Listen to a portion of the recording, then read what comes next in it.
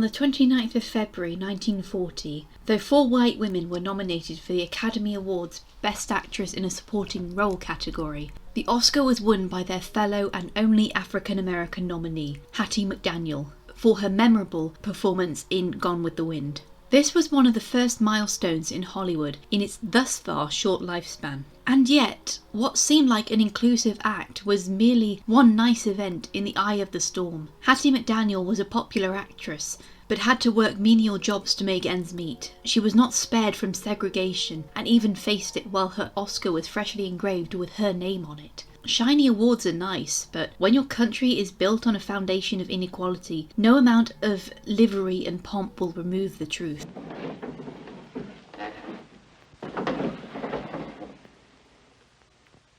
Dinner, sir.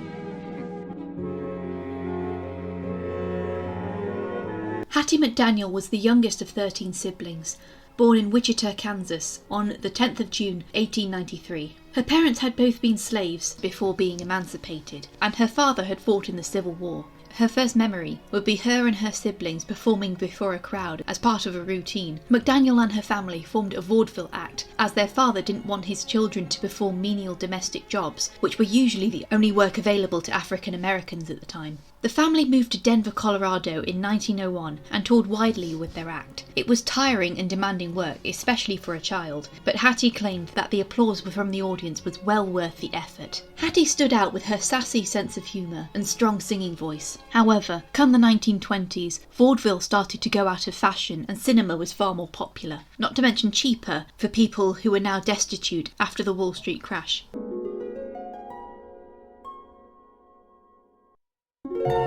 The McDaniel family decided to adapt to survive and moved to Hollywood. Despite being popular on the stage, Hattie's experience meant nothing there. During the week she would work as a cleaner and a babysitter to provide for her family, but hadn't given up on her dream of stardom. At weekends she went to casting offices in order to get her face in the movies. The roles offered to African American actors was usually as comic typecast. The only individual roles that Hattie McDaniel was offered was as a maid to white employers. She turned down roles that she found too offensive and restrictive, but in the roles she did take, McDaniel would always make the movies funnier by bringing her own personality and jokes to the table as well. She refused to say racial slurs against her own people or use stereotypical language that was often used on black characters to paint them as vastly less intelligent than white people. Her intention was to break away from the model minority of the submissive black maid and play someone who wasn't afraid to speak her mind. Sometimes she would steal the scene from the white actors. I'll force my way in.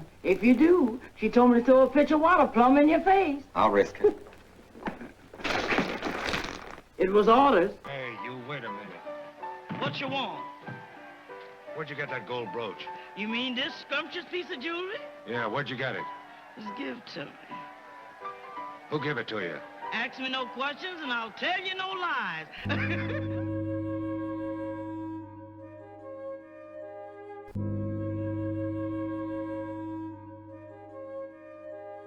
Gone with the Wind was to be a gigantic epic of acting, cinematography and visual effects, showing how far Hollywood had come since it was created. The original novel was widely popular in the United States, and the producer, David O. Selznick, was determined that each character was cast perfectly. Hattie McDaniel was already a prominent African-American actress in Hollywood. She was recommended to audition for the role of Mammy, the O'Hara family's maid, by actors who had already been cast for the movie, one of whom was Clark Gable. McDaniel saw Mammy as a chance to put a new spin on the stereotypical submissive slave woman who was devoted to the family that owned her. As Mammy talked back to the O'Haras, Scarlett especially, and showed more complex moments than a black cast member would usually be allowed. McDaniel turned up for her audition in full costume, where Selznick enjoyed her performance so much that she was given the part on the same day. Because the hunt to find the perfect actress to play Scarlett O'Hara took much longer than the rest of the cast, McDaniel would partake in all the screen tests with the prospective actresses. Gone with the Wind, while outdated today, nonetheless produced one of the first fully realised black roles. Hattie knew that her role would be unsettling and determined to break the happy slave facade as much as she could. It was McDaniel's humanising monologue towards the end of the film telling Olivia de Havilland's character of Rhett Butler's grief following his daughter's death that won her the nomination for Best Supporting Actress. The film was highly anticipated, but even in 1939, there was a massive backlash against the portrayal of the black characters. African American communities and the NAACP called for boycotts and protested outside of theatres. McDaniel was criticised by Walter Francis White for glorifying slavery and easing white guilt towards it, calling her an Uncle Tom character.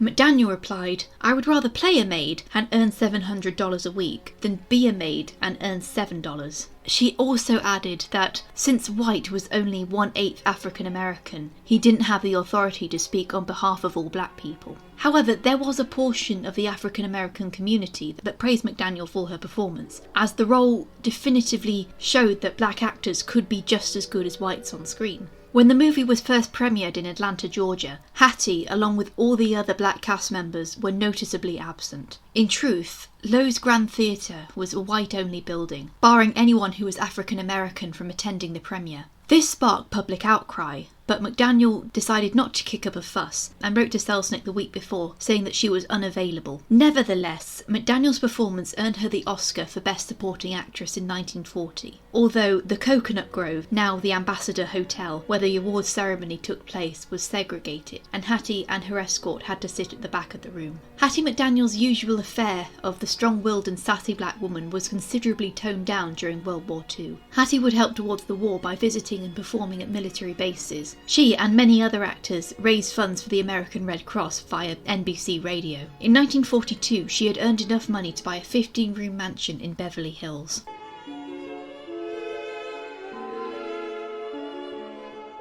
Hattie McDaniel had 4 husbands but no children. Howard Hickman, who she married in 1911 in Denver, died in 1915. Her second husband, George Langford, died in 1925 of a gunshot wound. She didn't marry again until 1941 to James Lloyd Crawford, who worked in real estate. In 1945, she thought she was pregnant but was devastated to realise it was a false pregnancy. Her marriage with Crawford deteriorated and Hattie claimed that he was jealous of her success. They divorced in 1945. McDaniel's final husband was interior decorator Larry Williams, who she married in 1949, but the marriage only lasted 5 months. She claimed that he was trying to turn the cast of her radio show against her, and it caused her great anxiety, making her unable to concentrate.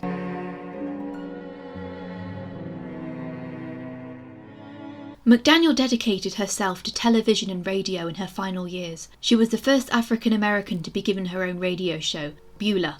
She was paid $2,000 a week for it, though it garnered criticism during the Korean War among black servicemen who thought it perpetuated negative stereotypes, and it ceased airing in Asia. By 1952, McDaniel had been diagnosed with breast cancer and was too ill to continue working. On the 6th of October, she died in Woodlands Hill, California. In her will, she asserted her wish to be buried at the Hollywood Cemetery, but even death couldn't save her from segregation, and the request was denied. She is now buried in the Angelus Rosedale Cemetery in Los Angeles. In 1999, a cenotaph to honour her was built in Hollywood Cemetery. She was found to be owing the IRS more than $11,000 in taxes, and all of her property was sold off to pay creditors, including her Oscar. It was claimed by Howard University and put on display in the drama department. However, sometime in the 1960s or 1970s, it was stolen and has never been found.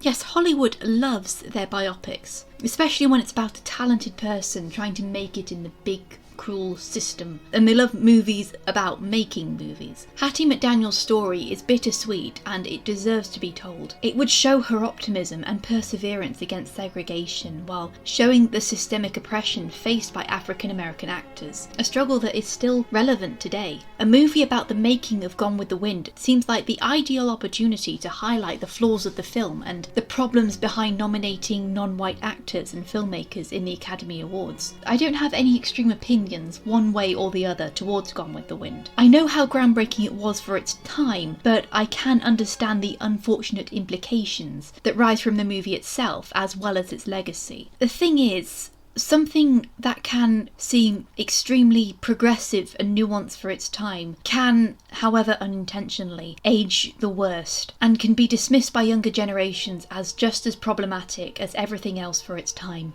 But what we can't do is pretend that these problems never existed. And a movie that shows the unsanitized story of Hattie McDaniel would be much appreciated today and has the potential to garner a lot of positive attention. Academy of Motion Picture Arts and Science, fellow members of the motion picture industry, and honored guests. This is one of the happiest moments of my life.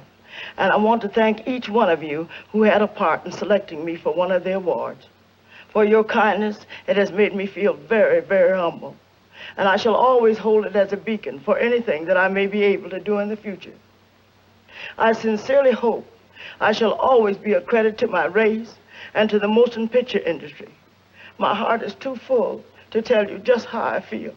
And may I say thank you, and God bless you. Thanks for watching my biography of Hattie McDaniel. This one was actually really fun to research because Hattie was such a lively and energetic person, and you could just listen to her sassy attitude all day. And next time we're going from the West Coast to the East Coast, and we're going to look at one of the most famous American poets of all time, black or white, and her name is Audre Lorde. So if you're looking forward to it, please make sure you subscribe and make sure you stop this video from getting buried by the algorithm by liking, sharing, leaving comments and all that.